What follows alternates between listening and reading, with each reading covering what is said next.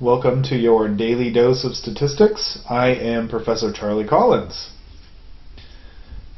So today we are going to continue our discussion on inferential statistics. And today we'll be talking about specifically single sample t-tests or the single sample case for conducting statistical tests. And so this goes with the overall presentation of hypothesis testing. So this case, the one sample or single sample case, will go with the rest of our hypothesis testing lectures. And so today, as I mentioned, we will be talking about the one sample or single sample case. And so let's first get into a discussion of what that is and what it can be used for.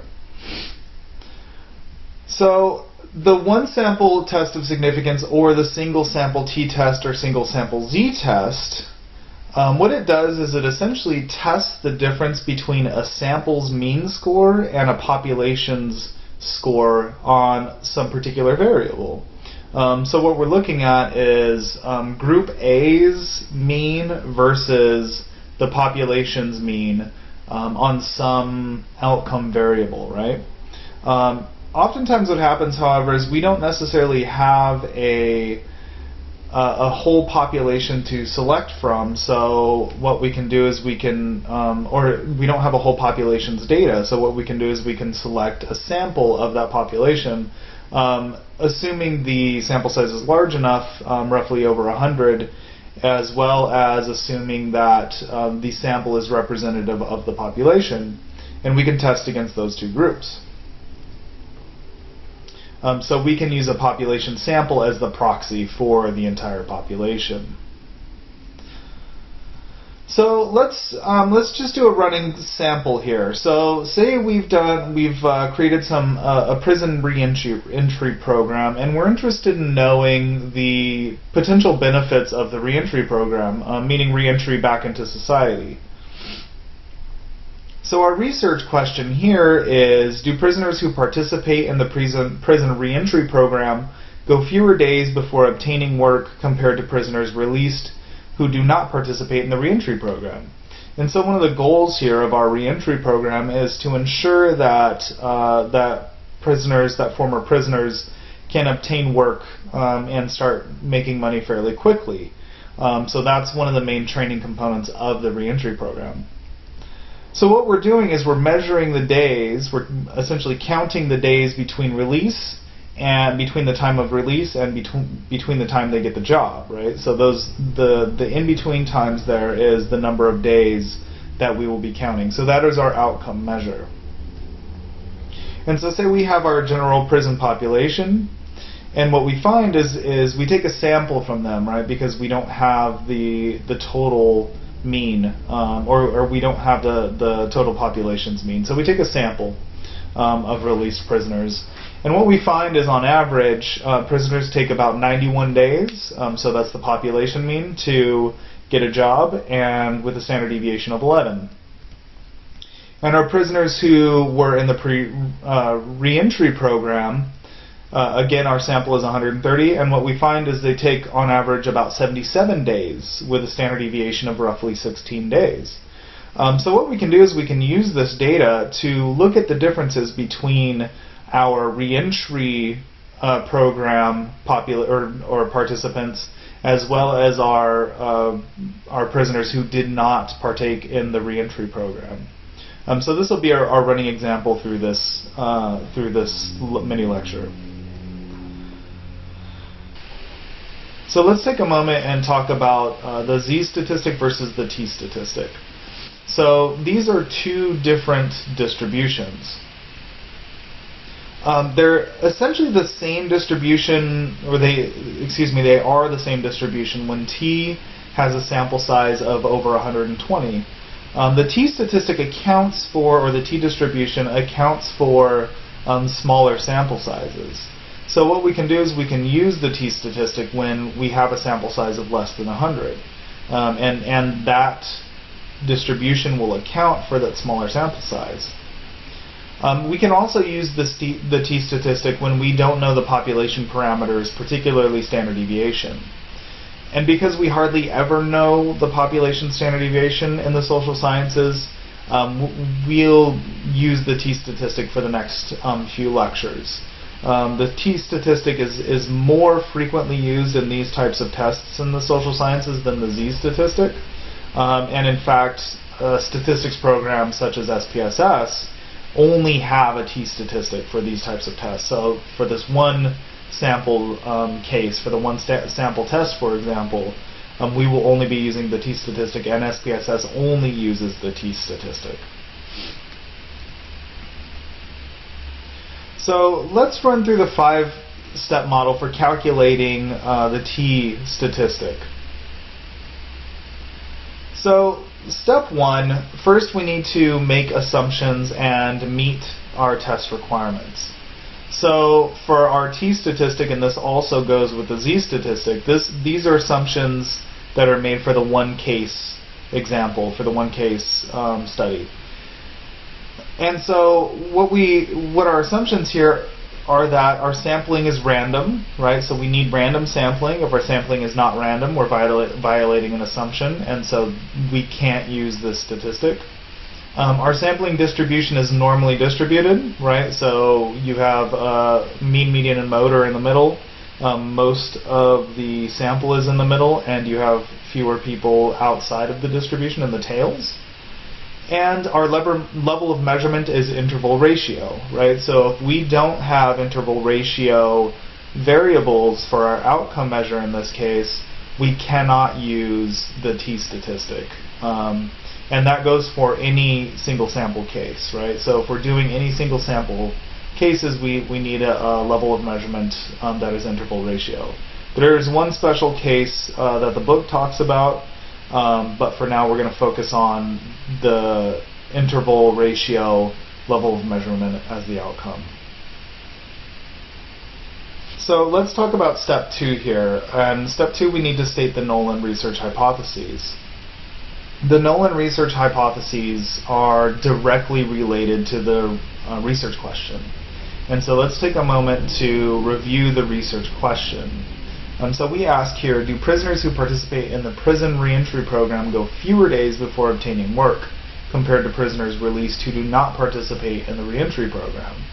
Now, I highlighted the word fewer because it indicates direction, right? We're interested in understanding if prisoners who participated in the reentry program have fewer days in between being released and finding work compared to non-participants, right? So this fewer days is significant because it indicates directionality, right? One group is less than another group. And so this brings us to our hypothesis. So our null hypothesis is the opposite of our research hypothesis. And it is represented by the notation here, where it's H sub 0. That is the indicator of the null hypothesis, is H sub 0. And what this notation says is that the average of the sample, and so it's kind of confusing because we use the population notation here of mu, which is the mean for the population. So that I can see how that can be confusing. But just know that what this means is the null hypothesis is stating that the sample's average, or the sample's mean days, are equal to or greater than the populations, right? So prisoners who take part in the reentry program actually have greater days before obtaining work, or equal to what the population does. And so you see here the population average is 91. And so essentially, if we're to state this in layman's terms, what this is saying is that participants who partake in the prison reentry program do not go fewer days, right? They go equal to or greater than the population. The hypothesis, on the other hand, is the complete opposite of this, and it's represented by the notation here, which is H sub 1. And what this is saying is that the average for the prison the prison participants, the re-entry participants, they go fewer days than the average of the population, which is 91. And so again, participants go fewer days than the standard population. So after we state the Nolan research hypothesis, we need to identify our critical region and whether or not we're using a one- or two-tailed test. And so we talked about in the last lecture one- or two-tailed tests. So again, let's reiterate our research question. Do prisoners who participate in the prison reentry program go fewer days before obtaining work? Right, so again, the key here is fewer. And because we're stating direction, what we want is a one-tailed test, right? Because we're looking specifically at directionality.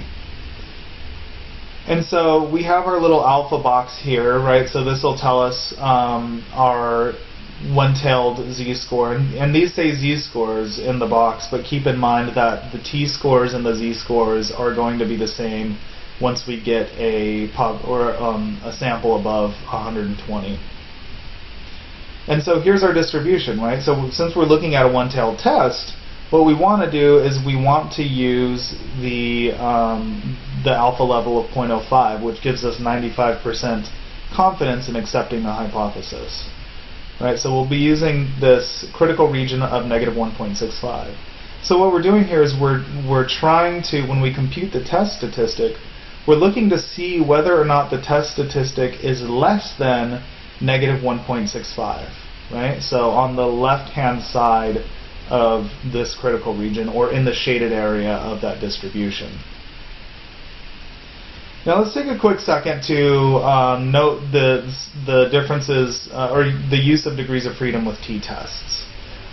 T-tests use what's called degrees of freedom, and that's again because the t-distribution varies by sample size, right? But again, sample sizes of greater than 120 or 120 greater follow the same distribution as the z-distribution. So what you can see here, for samples less than 120, the t-distribution is a bit flatter, and the tails are a bit wider and a bit larger, right? Whereas the standard normal distribution, the z-distribution, is a little more peaked at the top. And so degrees of freedom, what they do is they account for that difference, right? You can find the alpha levels in the table in your book, or you can find them online. And what we do is we use this calculation here. So degrees of freedom is the sample size -1 for the single sample test, right?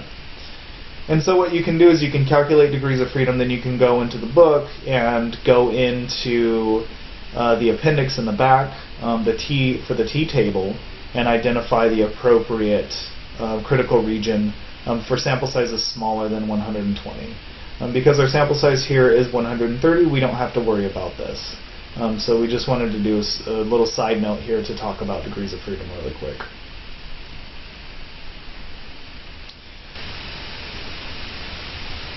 After we found our critical region, what we need to then do is compute our test statistic. So we use the data from both our population as well as our sample. So we have our population of prisoners, right? So we took a sample from them, and we have an 130, our sample size is 130, mean of 91, standard deviation of 11. And then we have our program participants. And here we have sample size of 130 again, mean of 77, and a standard deviation of 16. And so here's our basic formula for computing our test statistic. So what you see here is you have the sample mean minus the population mean divided by the standard deviation of the sample divided by the square root of the sample size -1. And so this n-1 is the sample size for the program participants. It is not the sample size for the population, even though they are the same sample size. So let's walk through this process. So let's plug in all of our numbers here. Right? So we have 77 minus 91, which is the means minus each other. That's the mean difference. Standard deviation of the sample. over the square root of the sample size minus 1. So we'll just go through this process, right? So we've subtracted the top two, and then we've done the square root of what would be 129, which equals 1136. Then we solve the bottom section. We solve the denominator first, and so you see that 14 still on top, that negative 14. And so to get our obtained z-score, what we do is we take negative 14 and divide that by 141. And what we get is a negative 9.94. Now the question is, what does this mean, right? This is the statistic that we will be comparing to our critical region. So again, we're asking ourselves, does our obtained t, or our test statistic, fall beyond our critical region? Or in other words, is it within the shaded area of the distribution? And what we find is, in fact, it is, right? It's well beyond that critical region. So based on this data, we can come to some various conclusions, right? For one, we can conclude that our sample of prisoners who took part in the prison reentry program had fewer days between release and finding work compared to prisoners who didn't take part in the prison reentry program, right? So this T statistic, what it does is it helps us come to one of two conclusions. Conclusion number one is that the program actually made a difference, right? There's something about the program that makes it significant, that helped this population, or this sample of people who took part in the program, to find jobs compared to people who didn't take part in the program, right? Or another conclusion that we could come up with is this is random chance, right? There's something else about these prisoners that they found jobs faster, right? So that's one of two conclusions we could come up with, right, based on these data. So the goal of this is try to eliminate that second conclusion and use this data to help us make the inference of the first conclusion, right? That there was something about the program itself that helped these prisoners find jobs faster. And so what we need to do now is make a decision and interpret our results. So again, what we found is we have our program participants and we have our standard population of prisoners. And what we found is it took fewer days for the program participants, and this is significant, right? It took significantly fewer days for the program participants to find jobs compared to the standard population. So again, we have our null hypothesis that participants did not go fewer days compared to the population. And then we have our hypothesis, which is participants did go fewer days. And according to our data, right, our T statistic, and comparing that to our critical region, what we're finding is support for the hypothesis. So what we can say is that we reject the null hypothesis. We're actually accepting the hypothesis that participants go significantly fewer days without work compared to the standard population of prisoners. So those who participated in the reentry program went fewer days, significantly fewer days. And so what we need to do here is we need to write up a statement, right? Something that makes sense to a reader who is reading maybe a paper. Maybe you did a paper on a research study on this program. So what we need to do is write something up so that the reader can understand your statistics, right? Not everybody is a statistician. So here's just an example of what we could potentially write based on this information. And so let's just zoom in here a little bit so you can get a better idea. And I highlighted specific things, and I'll talk about those. So what I wrote here is a single sample t-test revealed that prisoners who took part in a reentry program spent significantly fewer days out of work compared to prisoners who had not participated in the program. And I put the data in here, right? And so this means something. This matters. And the things that are highlighted in blue, single sample t-test and significantly fewer, that matters in this interpretation, because the first case, the single sample t-test, what you're doing is you're telling the reader the specific type of test that you conducted to test your research, to test your data, right? The second piece, significantly fewer, also matters because what you're telling the reader is that you're telling them first the direction of your findings, right? You're telling them that people in the post-prison program, the reentry program, spent fewer days, right? And that those fewer days were significant, statistically significant, right? And then in the red here, what we want to do is we want to put our data from both of our samples, right? So we have the mean and standard deviation for prisoners who took part in the program, mean and standard deviation for prisoners who did not take part in the program, and then at the bottom here we have our T statistics. And so what this is we have T, and then in parentheses we have 129. That 129 is our degrees of freedom. So if you remember back to that calculation of DF, or excuse me, of degrees of freedom, which is n minus 1, what you end up is 129, right? Because we have a sample size of 130 minus 1 equals 129. And then we have our observed T, which is negative 9.93, right? So this is the T that we ended up calculating, the statistic that we ended up calculating in the end. And then this P is less than 0.05. This is our alpha level, right? So when we chose that alpha level of 0.05, that's exactly what this is. So this is saying, instead of saying alpha is less than 0.05, this is saying the probability of this occurring simply by chance is less than 5%, right? So P in this case stands for probability. So those interpretations really matter because they let the reader know what you're doing, how you did it, what statistics you use, and the conclusions you came up with, right? What you concluded from your data. So that is going through the 5-step model of calculating a T.